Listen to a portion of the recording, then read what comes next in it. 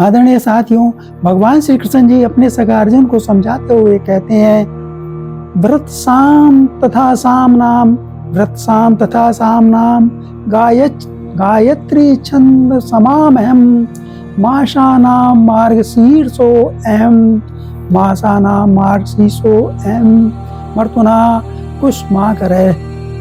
श्रीमद् भगवद गीता अध्याय 10 विभूति योग। भगवान जी कहते हैं, गायन करने योग्य श्रुतियों में मैं व्रत साम और छंदों में मैं गायत्री छंद हूँ, तथा महीनों में मैं मार्गशीर्ष और ऋतुओं में मैं वसंत हूँ।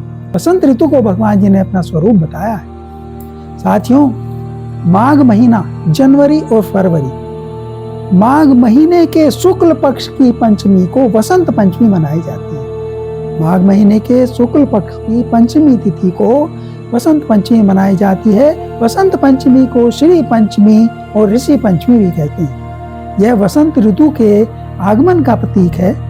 इससे मौसम में बदलाव शुरू हो जाता है।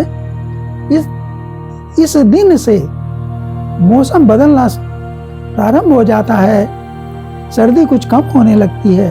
प्रकृति में चारों ओर हरियाली आने लगती है। रंग बिरंगे फूल खिलने लगते हैं, जिससे पूरा वातावरण सुखद हो जाता है। साथियों, मौसम बहुत सुहावना हो जाता है। इसीलिए वसंत को ऋतुओं का राजा, ऋतुराज वसंत कहा जाता है। यह आनंद, उत्सव और नवजीवन का प्रतीक है।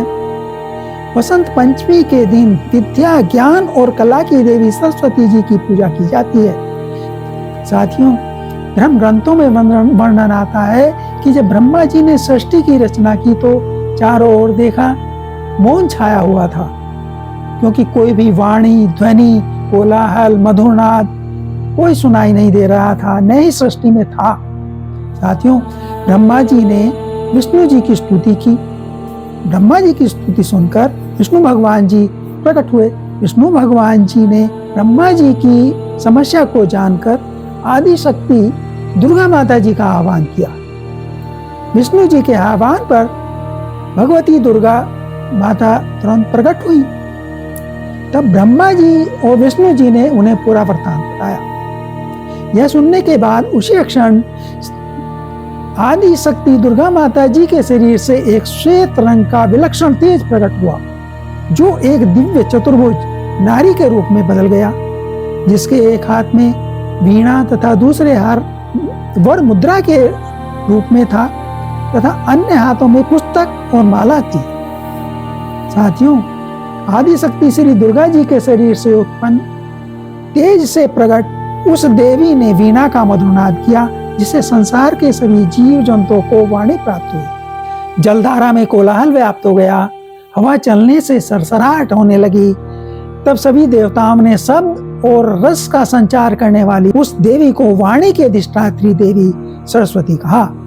माँ सरस्वती को वागीश्वरी, भगवती, शारदा, वीणावादिनी, वाग्देवी सहित अनेक नामों से पूजा जाता है। साथियों, हमारे धर्म ग्रंथों में सरस्वती माता जी की स्तुति में वर्णन आता है, यया बिना जगत सर्वम, यया बिना जगत सर्वम, सस्वजीव नवतम भवेत्, ज्ञानादि देवी तस्य सरस्वती नमो नमः, सरस्वती नमो नमः। जिस माँ सरस्वती के बिना संपूर्ण जगत जीवित होते हुए भी मृत के समान हो जाता है, जो ज्ञान की अधिष्ठात्री देवी है, उन सरस्वती देवी जी को मैं बारंबार नमस्कार करता हूँ, बारंबार नमस्कार करता हूँ। साथियों, वसंत पंचमी के दिन ज्ञान और कला की देवी माँ सरस्वती जी का प्राकट्य दिवस, जन्म दिवस मनाया जाता है और उनकी पूजा की जाती है।